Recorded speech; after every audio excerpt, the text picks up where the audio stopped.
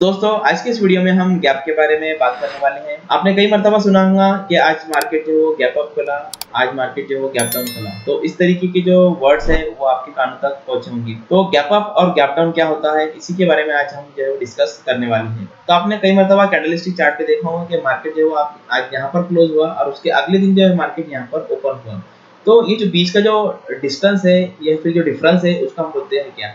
अगर ऊपर खुलता है तो उसको गैप अप बोलते हैं और अगर मार्केट नीचे खुलता है तो उसका हम बोलते हैं गैप डाउन। तो आखिर ये गैप अप और गैप डाउन होता क्यों है? गैप अप और गैप डाउन जो है वो एक प्राइस फ्लक्चुएशन होता है। जो प्राइस चलता है उसके अंदर एक अचानक से ब्रेक आता है। तो आखिर ये गैप अप और गैप डाउन होता क्यों है?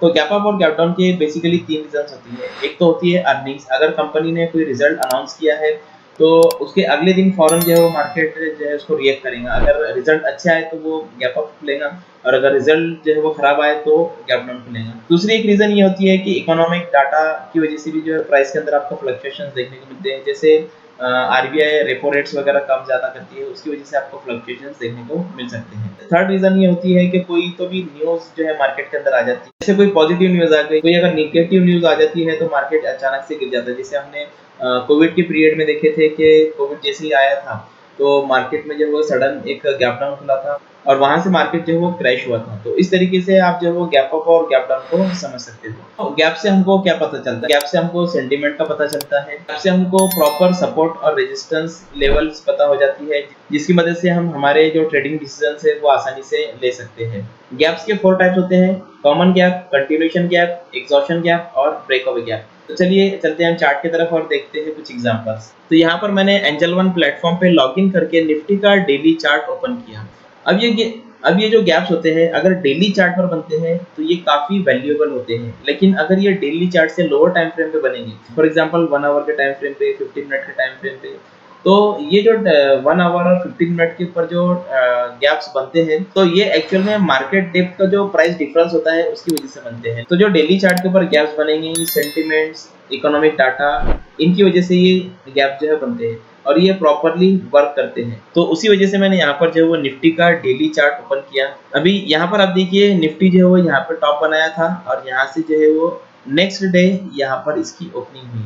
तो ये जो डिस्टेंस है इसको हम बोलते हैं गैप और ये जो गैप है ये होता है एग्जॉशन गैप। इसको हम बोलते हैं एग्जॉशन गैप, क्योंकि एग्जॉशन गैप में क्या होता है कि मार्केट ऊपर आता है और टॉप के ऊपर ये गैप बनता है।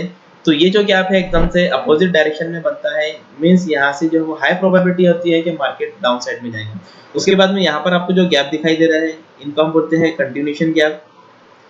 और ये जो गैप्स है जो आपको बीच बीच में दिखाई दे रहे हैं छोटे छोटे, इनको हम बोलते हैं कॉमन गैप।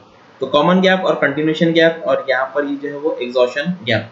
और नेक्स्ट जो गैप होता है उसको हम बोलते हैं ब्रेकअवे गैप। तो यहाँ से मार्केट देखिए नीचे आ रहा है और नीचे आने के बाद में यहाँ पर एक रेजिस्टेंस बना है, उसके बाद में यहाँ पर अगेन नीचे आया मार्केट। नीचे आने के बाद में यहाँ पर इसने जो डायरेक्शन चेंज किया और ये जो गैप बना यहाँ पर जिसने इस वाले रेजिस्टेंस को ब्रेक करके इसके ऊपर में आकर के क्लोजिंग दिया। तो ये जो गैप रहेगा इसको हम बोलते हैं ब्रेकअवे गैप। तो इस तरह से आप प्रॉपर्ली या गैप्स को आइडेंटिफाई करके ट्रेड कर सकते हो। अगर आप इन गैप्स को आइडेंटिफाई करके ट्रेड करना चाहते हो तो आपको चाहिए एक ट्रेडिंग और डीमैट अकाउंट। तो डिस्क्रिप्शन में लिंक दिया हुआ है, लिंक पर क्लिक करके अपना ट्रेडिंग और डीमैट अकाउंट एंजल वन में ओपन कर लीजिए। अकाउंट ओपनिंग के बाद में आपको एंजल वन का मोबाइल एप्लीकेशन ओपन करना है। एप्लीकेशन ओपन करने के बाद में आपको स्टॉक का नाम डाल के स्टॉक को ओपन करना है। स्टॉक का नाम डालने के बाद में आपको चार्ट ओपन करना है। चार्ट ओपन करने के बाद में आप डायरेक्टली यहाँ पर बाय और सेल कर सकते हो। यहाँ पर आपको टाइम फ्रेम मिल जाता है, इस साइड पे आपको ड्राइंग टूल्स मिल जाते हैं जिसकी मदद से आप आपके ट्रेडिंग को और भी ज्यादा इनहांस कर सकते हो। अगर आपको डायरेक्टली चार्ट की तरफ बाय करना है तो सिंपली इस वाले बाय पर क्लिक कीजिए। बाय पर क्लिक करने के बाद में कैरी फॉरवर्ड या इंट्राडे सेलेक्ट कीजिए, नंबर ऑफ क्वांटिटी डालिए, डिजायर्ड प्राइस डालिए और सिंपली इस बाय पर क्लिक करके अपने ऑर्डर को कंफर्म कर दीजिए। तो इस तरह से आप काफी आसानी से एंजल वन में अपने ऑर्डर को प्लेस कर सकते हो। Thank you so much.